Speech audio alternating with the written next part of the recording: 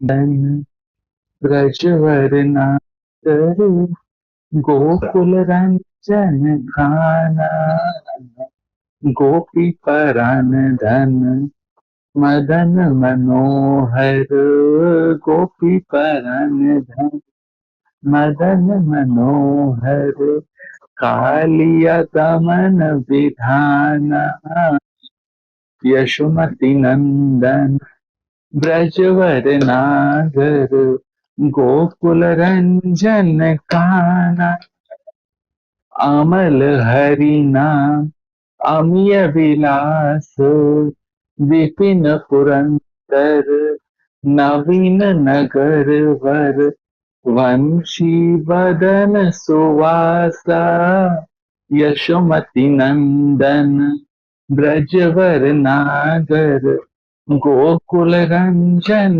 काना ब्रज जन पालन असुर कुल नाशन नंद गोधन रखपाला गोविंद माधव नवनीत तस्कर सुंदर नंद गोपाला यमुना तट चर गोपी वसन हर रास रसिक कृपा माया श्री राधा वल्लभ वृंदावन नटवर भगति विनोदाशाया यशोमती नंदन ब्रजवर नागर गोकुल रंजन काना।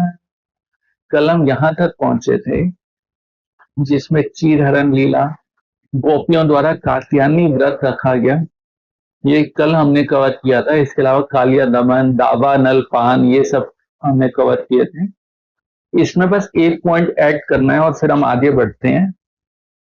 गोपियों ने, वैसे बहुत बार हो चुका लेकिन फिर भी, गोपियों ने कात्यायनी माता का व्रत रखा, रुक्मणी जी ने पार्वती माता की पूजा की, सीता माता ने गौरी माता वही दुर्गा माता की पूजा की। तो कभी कभी ऐसे क्वेश्चन आते हैं कि क्या हम किसी और की पूजा करें तो क्या हमारी पूजा में या हमारी भक्ति में कोई प्रॉब्लम तो नहीं आएगी, क्या ये अनन्यता रहेगी या नहीं रहेगी। तो इसका एग्जाम्पल है, गोपियों ने पूजा की, सीता जी गणेश जी तो मना रही हैं वहां स्वयंवर में बैठे बैठे, गणपति गणनायक देवा उनको मना रही हैं, वो शिव जी को याद कर रही हैं, वो पार्वती माता जी पूजा करने जा रही हैं। लेकिन टारगेट क्या है कि हम किसी की भी पूजा करें, लेकिन अगर हमें वही श्याम सुंदर चाहिए या जिसको भी आप पूजा करते हैं, तो अगर वही चाहिए तो कोई प्रॉब्लम नहीं है। बट अगर हम मेरे ऐसे हनुमान जी के पास जाएं, उनसे डील करें, मुझे पेपर में पास करा देना, गणेश जी के पास जाएं, उनको कुछ और बोलें, देवी माता तो कुछ और बोले, तो वो अनन्यता नहीं है। क्यों? क्योंकि हमने हर एक से बिजनेस कर लिया कि तुम ये कर दो, तुम मेरा ये कर दो, ये कर दो, लेकिन मैंने सबसे एक ही चीज मांगी कि मुझे मेरे ठाकुर से मिलवा दो, तो अनन्यता है कि मुझे उनसे मिलना है, जो काम है मैं उनसे डील करूंगा।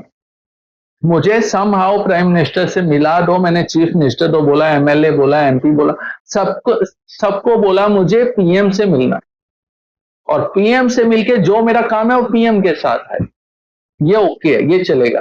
बट मैंने ए सीएम को बोल दिया मेरा ये काम करा दो, दूसरे एमएलए को बोल दिया ये काम करा दो, एमपी को बोल दिया ये करा दो, तो भाई मैं अपना काम निकलवा रहा हूं, फिर वो अनन्यता नहीं। तो ये हम किसी भी ऐसा ना, एक मेरे पास आया था, ये फ्रेंड ने बताया था कि उसका रिश्ता बीच में ब्रेक हो गया, तो कुछ आपस में मिसअंडरस्टैंडिंग हुई, लेकिन उसका एक लाइन था कि जहां बात चल रही थी वो बोल रहे थे कि हम तो किसी और को नहीं मानते, ओनली एंड ओनली कृष्ण को मानते हैं, उसके अलावा हम माता को भी नहीं मानते। अरे भाई, तुम्हारे मानने ना मानने से नहीं होता, वो देवी है। अभी हमने सुना ना, योद माया है, उनका काम है जो उनको कृष्ण ने, विष्णु ने, नारायण ने दिया है, वो काम कर रही है। और वैसे भी कलयुग में उनको आशीर्वाद मिला रही, तुम्हारी और ज्यादा पूजा होगी। हमारी जन्माष्टमी 1 दिन, तुम्हारे नवरात्रे 9 दिन, ऐसे करती, हमने सुना ये सब चीज। चलो आगे चलते हैं। तो ये हो गया, इनको बोल दिया थी शरद पूर्णिमा के दिन आपको हम रास में बुलाएंगे। तो ये टॉपिक खत्म हुआ यहाँ पे, इनका वेटिंग पीरियड शुरू हो गया। ये रोज चांद को देखते हैं ये शरद पूर्णिमा कब आएगी, ठीक है। तो ये यहाँ पे रुकते हैं। गैया चराने जाते थे सब लोग, कृष्ण भी जाते, बलराम भी जाते, और उनके सखा भी जाते। उन सबको एक दिन लगी भूख। तो कृष्ण ने बोला एक काम करो, मेरा नाम नहीं, तुम बलराम जी का नाम लेना। क्यों? क्योंकि बलराम जी क्षत्रिय हैं। बलराम जी कौन है? रोहिणी मैया के पुत्र हैं। किसके? वसुदेव के। तुम बलराम जी का, क्योंकि मैं नंद बाबा का बेटा, हम वैश्य, ठीक है, लेकिन बलराम जी क्षत्रिय, वसुदेव जी पुत्र हैं। तो तुम एक काम करना, तुम जाओ, यहाँ पे थोड़ी दूर पे ब्राह्मण यज्ञ कर रहे हैं, तुम जाओ, सखाओं को बोला, और जाके बलराम का नाम लेके उनसे भोजन मांगना। हो सकता है वो, क्योंकि बलराम अभी नहीं तो फ्यूचर में राजा बनेंगे, क्षत्रिय हैं, तो हो सकता है इनके नाम पे दे दे। सारे ग्वाल गए, बहुत चौड़े में ऐसे शर्ट पर सही करके, हमको ना बलराम ने भेजा है, हमको खाना चाहिए, हमको भूख लगी है। ब्राह्मणों बोला निकलो यहां से, नहीं तो हम यज्ञ करें, यही लकड़ी उठा के मारेंगे, भागो यहां से। भगा दिया सब। सब आए, कोई नहीं मिल रहा वहां पे, कोई खाना वाना नहीं है। कृष्ण बोले एक काम करो, छोड़ो, आपकी बात दोबारा जाओ। और उनके सर, हम नहीं जाएंगे, आपकी बार वो मारने की बात है, आपकी हम मार ही देंगे, हम नहीं जाएंगे। नहीं नहीं, तो मेरी बात सुनो, आपकी बात जाओ दोबारा, और आपकी बार मेरा नाम लेना कृष्ण का, लेकिन ब्राह्मणों के पास नहीं जाना। तो कहाँ जाना है? ब्राह्मण की जो पत्नियां हैं, जो अपने अपने घरों में है, तुम वहां जाना, उनकी बेल बजाना टिंग टोंग, और वो दरवाजा खोलेंगे, उनको बोलना कृष्ण है यहाँ पास में, उनको भूख लगी है, ठीक है, तुम एक बार वहां जाओ। ये सब डरते डरते हो जा रहे हैं, नहीं नहीं नहीं नहीं नहीं, हम नहीं जाएंगे, हम नहीं। एक बार जाओ, वो ब्राह्मण के पास नहीं जाना, तुम एक काम करो, पीछे पतली गली से जाना, तुम ब्राह्मणों के सामने ही मत जाओ, पीछे से जाओ, उनकी ब्राह्मण पत्नियों के पास में जाओ, उनको जाके बोलना कि कृष्ण बोल रहे हैं भूख लगी, बस इतना करो। बड़ी मुश्किल से थोड़ी हिम्मत लेके चले ये लोग, और ब्राह्मण के बिल्कुल पीछे पीछे से जा रहे हैं, उनको पता ना चल जाए। सारी ब्राह्मण पत्नियां घर पे खाना बना रही हैं। किस लिए बना रही हैं? कि ब्राह्मण यज्ञ कर रहे हैं, यज्ञ पूरा होगा, उसमें आहुति डालेंगे और वे सबको प्रसाद मिलेगा। इसलिए वो लोग सुबह से लगी हैं, ये सुबह से स्वाहा कर रहे हैं, और वहां पे वो सारी पत्नियां अपने घरों में भोजन बना रही। सुबह से शुरू किया है, 4-5 बजे से, दोपहर को 1-2 बज चुके हैं, ठीक है। सारे बालक वहां पहुंचे, और जब वहां पहुंचे, बेल बजाई, ब्राह्मण पत्नियों ने दरवाजा खोला, ठीक है, पूरी किचन में होंगी ना, दरवाजा बंद होगा शायद, तो जैसे, तो उनको बोला देखो, हम कृष्ण के सखा हैं, यहाँ पास के जंगल में कृष्ण आए हैं, उनके साथ में बाकी सखा हैं, बलराम जी हैं, सब हैं, उनको ना भूख लगी है, तो कुछ खाने को मिले। पहले वो ये डर भी रहे हैं कि यार ये पता लगे भी बोले कि हम सुबह से बना रही है भोजन, तुम आगे मानने के लिए भीख मांगे, तो ऐसा इनको डर भी लगता है थोड़ा। जैसे ही उन्होंने बोला, ब्राह्मण पत्नियों ने क्या किया, ध्यान से सुनो, उन्होंने क्या किया, जो बना हुआ था, बूंदी बनी होगी शायद, हलवा बना होगा, पूरी होगी, कचौड़ी, जो जो सामान बना था, वो सब लेके दौड़ी, वो सब जो जो सामान था सब लेके दौड़ी। ये बच्चे देख रहे यार, मतलब हम यहाँ खड़े हैं, ये दौड़ रही हैं, वो भी दौड़े पीछे पीछे। सारे कृष्ण के पास में, सारी जो ब्राह्मण की पत्नियां थी भाई, वो सारी पहुंची, अपने अपने हाथ में डोंगे, कड़ाए, जो जो बना हुआ था सब लेके, उन्होंने कुछ नहीं देखा, वो लेके दौड़ी। और कृष्ण के सामने, ये आप देख सकते हो फोटो में, पूरे के पूरे 56 भोग लगा दिया उन्होंने। और जब ये दौड़ रही थी, बच्चे भी दौड़, अब दौड़ेंगे तो आवाज तो आएगी ना, पहले तो ये चुप चुप दुबक के गई थी, ब्राह्मणों तो पता ना चले, लेकिन अब दौड़ेंगे तो आवाज तो आएगी। तो ये सब दौड़े, पीछे से ब्राह्मण आवाज लगा रहे हैं, अरे कहाँ जा रही हो, कहाँ जा रही हो, ये सारा सामान लेके कहाँ जा रही हो, हम तो यज्ञ में चढ़ाना है। वो पीछे थे, अब उठ तो सकते नहीं ना, जो यज्ञ हो रहा है, बीच में उठ नहीं सकते, वो सारे ब्राह्मण चिल्ला रहे हैं, और यहाँ पे ये सारी पत्नियां दौड़, सारी कृष्ण के पास थी, और सारे वहां पे भोजन करती, और सारी चीजें कृष्ण को अर्पित करती। कृष्ण ने वो सब चीजें ली, और फिर उन ब्राह्मण पत्नियों को बोला कि अब तुम वापस चली जाओ। ब्राह्मण बोले दिमाग खराब हो गया तुम्हारा, हम छोड़ छाड़ के आई हैं, वो ब्राह्मण पति हमारे चिल्लाते रह गए, हम वापस जाएंगे, तुम्हें लगता है वो हमें रखेंगे? अब हम आ गई, अब तुम्हारे पास आ रही, हम कहीं नहीं जाएंगे। कृष्ण ने बड़ा उनको मनाया, कहते हैं देखो तुम जाओ, मैं सही कर दूंगा सबको, तुम जाओ तो एक बार। अब ये ब्राह्मण पत्नियां वापस चली हैं, ठीक है, अब ये डर रही हैं कि भैया हमारे पति ना छोड़ेंगे अब हमें, ये डर डर के वापस जा रही है। लेकिन जब वापस पहुंची तो क्या देखा इन्होंने, वो ब्राह्मण जो सारे यज्ञ कर रहे थे सब खड़े हो गए। पहले तो उनको लगा आज तो पिटेंगे हम, लेकिन वो खड़े हो गए, क्या किया, सारी ब्राह्मण पत्नियों के चरणों में लेट गए। क्यों लेट गए? कहते हम तो यहाँ पे हवन करते रह गए, हुहा स्वाहा करते रह गए, लेकिन वास्तव में जिस भगवान से के लिए हम कर रहे थे वो उस भगवान से वो साक्षात तो मिलके आ रही है। तो जो भी हमारी कथा में कोई मैरिड है और जो सुन रहा है उसके लिए बड़ी इंटरेस्टिंग बात बताता हूं, स्पेशली फीमेल्स के लिए। पति जो भी पुण्य करेगा उसका हाफ पोर्शन आपको मिल जाएगा बिना कुछ किए, प्रोवाइडेड आप जो वो कर रहा है उसको करने दे रहे हो, उसमें डिस्टर्ब नहीं कर रहे। आप सेवा उनकी हेल्प कर रहे हो वो एक अलग बात है, लेकिन आप कुछ नहीं कर रहे हो, लेकिन उनको डिस्टर्ब नहीं कर रहे, उनको करने दे रहे हो, इतने में ही आपको हाफ पोर्शन मिल जाएगा। आप उनकी हेल्प कर रहे हो तो और भी अच्छा। तो हाफ पोर्शन आपको बिना कुछ किए मिलता है। अब आप बोलो जी नहीं कलयुग में ऐसा नहीं है, ऐसा नहीं है। कलयुग है, सतयुग, त्रेता, द्वापर, कोई मतलब नहीं। शास्त्र में लिखा है, लो है कि ऐसा होगा तो होगा। और अगर कोई पत्नी पाप कर रही है तो पति को उसका हाफ मिल जाएगा। ठीक है, तो दोनों रो बना के रखनी है। इसीलिए अगर आप ध्यान से, अगर आप पिछली वो चीजें पढ़ो ना ध्यान से, तो उसमें देखो यहाँ पे ब्राह्मण पत्नियों और कृष्ण पहले मिले ब्राह्मण को। ऐसे ही एक प्रसंग आता है, जयदेव गोस्वामी को उनकी जो वाइफ है उनको पहले मिले, जयदेव गोस्वामी को बाद में मिले। ऐसे आप बहुत सारे उठाओगे ना, उसमें वाइफ को पहले मिले, पति को बाद में मिले। क्यों? थोड़ी वाइफ ने पति की सेवा की, इनडायरेक्टली भगवान की सेवा भी हो गई, पति का हाफ भी मिल गया बिना कुछ किए। चलो, तो यहाँ पे आए, ब्राह्मण पत्नियों को वापस भेजा और सारे ब्राह्मण इनके चरणों में। क्यों? क्योंकि हम तो यहाँ पे हवन करते रह गए, तुम्हें वो साक्षात कृष्ण मिल गए। और कृष्ण ने उन ब्राह्मण जो थे उनकी भी थोड़ी बुद्धि सही कर दी ना इतनी देर में। तो यहाँ पे भोजन आ गया, सबने मस्त खाया, पार्टी हो गई यहाँ पे। अब आते हैं अगले दिन पे, सब हो गया, सब अपने घर पे, अगले प्रसंग पे चलते हैं।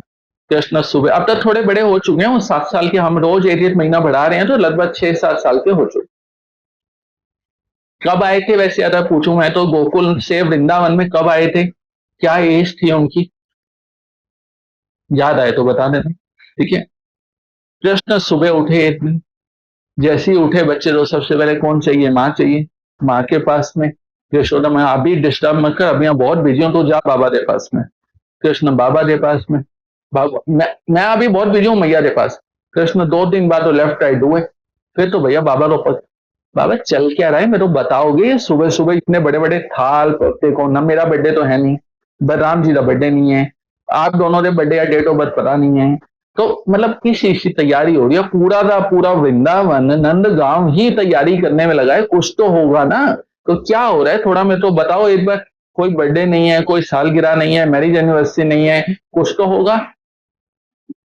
नंद बाबा उसको पलट के सुन लगा, हम सब लोग ना इंद्र की पूजा करते हैं। ओके ठीक है, किस लिए?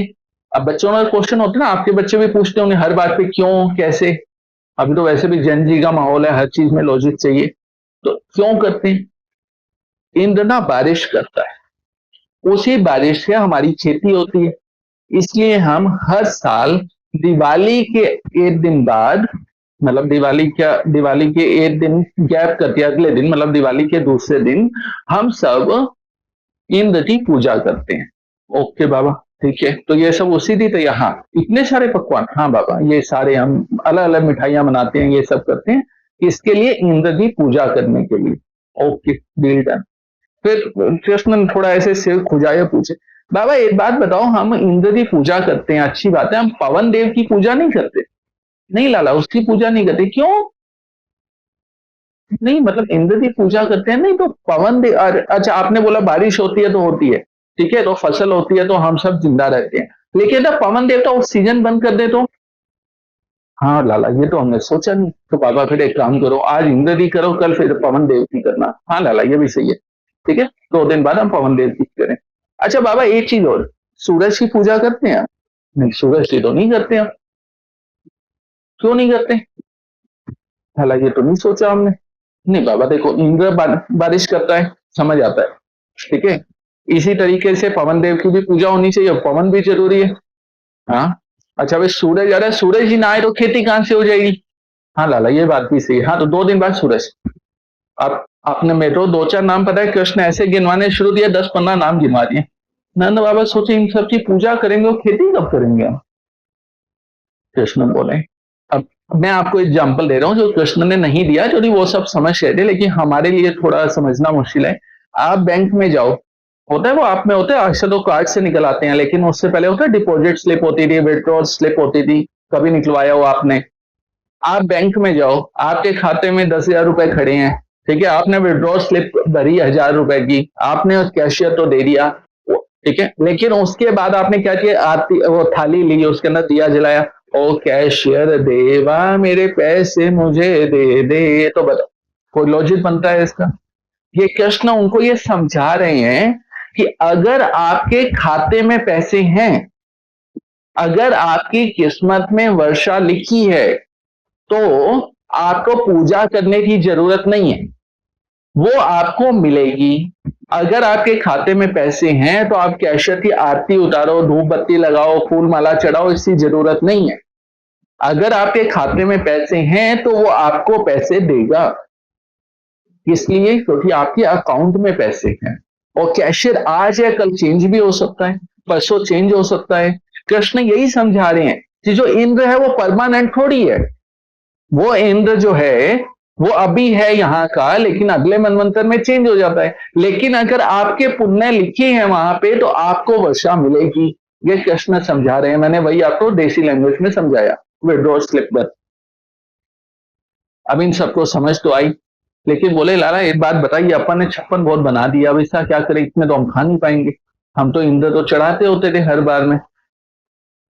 कृष्ण बोले एक काम कर, तुम सब ना गोवर्धन की पूजा करो, देखो अपने वो घास भी देता है, अपनी गैया भी वहां जाती हैं, खेती भी होती है वहां पे, हम सब खेलते भी हैं कूदते भी हैं। एक काम करो, सारे गोवर्धन की पूजा करो। अब सारे बैठ सब, अब तो पहले तो सिर्फ नंद बाबा थे ना, अब सारे गांव, लेकिन लाला हम तो गोवर्धन की पूजा करनी नहीं आती, हम कैसे करेंगे? कह रहे वो कोई टेंशन नहीं, मैं बता दूं। सारे एक काम करो, बैलगाड़ी में भरो और सारे चलो नंदगांव से गोवर्धन पे, हम गोवर्धन की पूजा करेंगे। इनडायरेक्टली कृष्ण जिसकी पूजा करा रहे हैं, ये हमने जब आप वृंदावन जाने वाले ये श्लोक बताया था आपको कि गोवर्धन कौन है, वो साक्षात कृष्ण के हृदय से ही निकला है। सबको लेके कहां पहुंचे? गोवर्धन में पहुंचे। और यहाँ पे जितना ये 56 भोग बनाए थे, अलग अलग बहुत सारे व्यंजन बनाए थे, ये सब गोवर्धन के सामने रख दिए। वहां पे क्या बना एक्चुअली, सामने गोवर्धन और यहाँ पे खाने का एक पहाड़ बन गया, जिसका नाम होता है अन्नकूट। अन्न का एक पर्वत बन गया पूरा का पूरा। अब कृष्ण मंत्र पढ़ने ना ना ना ना स्वाहा, तुम आइए गोवर्धन महाराज वोट लगाइए। सब बोल रहे कृष्ण तू ही लाया, तू ही पट्टी पढ़ाया, तू ही वोट लगा। कृष्ण बैठे हैं वोट लगा रहे हैं, अब किसको वोट लगाना हो, खुद ही बैठे हैं सामने। सामने गोवर्धन खुद प्रकट हुआ, साक्षात नारायण प्रकट हो गए वहां पे, और खाना खाने भी लगे, और जो जो अच्छा लगा उसके मांगने भी लगे। अरे तेरे यहां से पूरी बहुत अच्छी आई है, और लेके आओ और लेके आओ। तो ऐसे करके वो नारायण जो गोवर्धन पे प्रकट हुए, वो खाने भी लगे और मांगने भी लगे। क्या बोलने लगे? अन्न और चाहिए, और लेके आओ, अन्न और अन्न और। तो गोवर्धन में जगह है अन्न और, उसका नाम आजकल चेंज हो गया अन्न और, जहां पे वो नारायण ने और मांगा था, अन्न और लेके आओ, वो जगह भी है वहां पे, जिसको गोवर्धन ना मुखार विंद भी बोला जाता है, तो यहां से उन्होंने मांगा था। तो अन्य और एक जगह है। जब ये सब हो रहा था, इतने में कृष्ण के साथ में उनके सखा बैठे थे, तन सुखा मनसुखा दामा सुदामा मधुमंगल, ये सब। इनमें से एक सखा बोला, यार एक बात समझ नहीं आ रही, ये तेरा भगवान भुक्खड़ है क्या? आज तक किसी ने मांगा नहीं, हमने इंद्र की पूजा की है इतने साल से, वो कभी आया नहीं, ये तो आ भी रहा है, मांग भी रहा है, खा भी रहा है, तेरा भगवान भी तेरी ना भुक्खड़ है। इतने में दूसरा बोला, नहीं मैं तो एक बात समझ नहीं आ रही, ये इसकी शक्ल तेरे से कैसे मिलती है? इसकी शक्ल जो नारायण है उसकी शक्ल तेरे से कैसे मिलती है? अब कृष्ण क्या करें, कुछ तो घुमाना था। चले एक बार बता, तेरी और तेरी बहन की शक्ल मिलती है? अरे नहीं। हाँ मिलती है। क्यों मिलती है? कहते हमने एक ही गैयारा दूध पिया है। हाँ, तो इसी कारण मेरी और गोवर्धन की एक ही शरण मिल गया। जो हमारी गैया यहाँ पे चरने आती है ना, हाँ, तो ये भी वही दूध पीता है, मैं भी उसी गैयारा दूध पीता हूँ। हाँ, ओके, ये बात सही है। बच्चे बोले। तो यहाँ पे ये सब लीला हुई। ये सब होने के बाद कृष्ण ने बोला अब क्या करें, बहुत लगा दिया, खा भी लिया इन्होंने, सारे चलो परिक्रमा लगाओ। किसकी लगाओ? गोवर्धन की परिक्रमा लगाओ। पहली पूजा जो कृष्ण खुद सिखा रहे हैं अपने हाथ से कि आप गोवर्धन की परिक्रमा लगाओ। आप किसी भी मंदिर में गए हो, वहां ठाकुर जी को फूल की माला चढ़ती है, गुलाब की माला, तुलसी माला, मोतियों की माला, सब माला चढ़ती है, लेकिन अकेले ऐसे ठाकुर हैं जिनको भक्तों की माला चढ़ती है। आप कभी भी चले जाओ, थोड़ा सैटेलाइट ड्रोन से देखो ना, तो पूरा दिन रात वहां पे भक्तों की माला बनी हुई है। पूरा दिन रात भक्त चलते ही रहते हैं, उसके चारों ओर चलते ही रहता है। ऐसा बोलते हैं जो चीज आपके भाग्य में भी नहीं है लेकिन आपको चाहिए, तो वो अगर कोई दे सकता है तो गोवर्धन। गोवर्धन की परिक्रमा लगा के मन में वो संकल्प लेके, इसीलिए अगर आप देखो ना, गोवर्धन लोग दंडवती परिक्रमा लगाते हैं, कोई पूरी पूरी दिन में 3 3 परिक्रमा लगाते हैं, कोई पूरी जिंदगी भर परिक्रमा ही लगाते रहते हैं। क्योंकि आपको जो चाहिए, जो आपके किस्मत में ब्रह्मा ने लिखा ही नहीं है, फिर भी चाहिए, गोवर्धन दे सकता है। और साक्षात भगवान उसी परिक्रमा करने का तरीका बता रहे हैं। उनकी परिक्रमा करा रहे हैं, 21 किलोमीटर की परिक्रमा करा रहे हैं।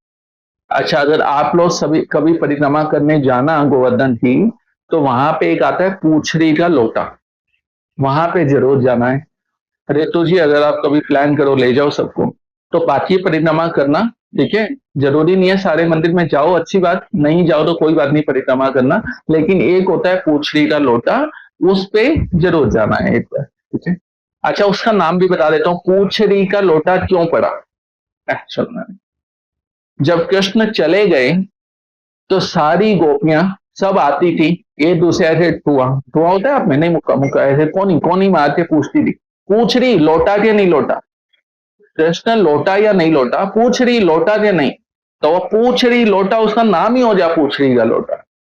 तो जब भी जाओ तो एक बार वहां पे जाके परिक्रमा, हाफ में आता है वो, जब आप शुरू करोगे तो परिक्रमा कर सकते हो वहां पे। तो कृष्ण ने गोवर्धन की परिक्रमा कराई। तो हम यहीं पे रुकते हैं आज, परिक्रमा करने देते हैं इनको, यदि 21 किलोमीटर है, थक जाएंगे यदि, तो आज परिक्रमा करने देते हैं, कल हम आगे बढ़ेंगे। और इंद्र को गुस्सा आएगा, और इंद्र से देखते हैं आगे क्या क्या होता है। कोई क्वेश्चन, कुछ आपको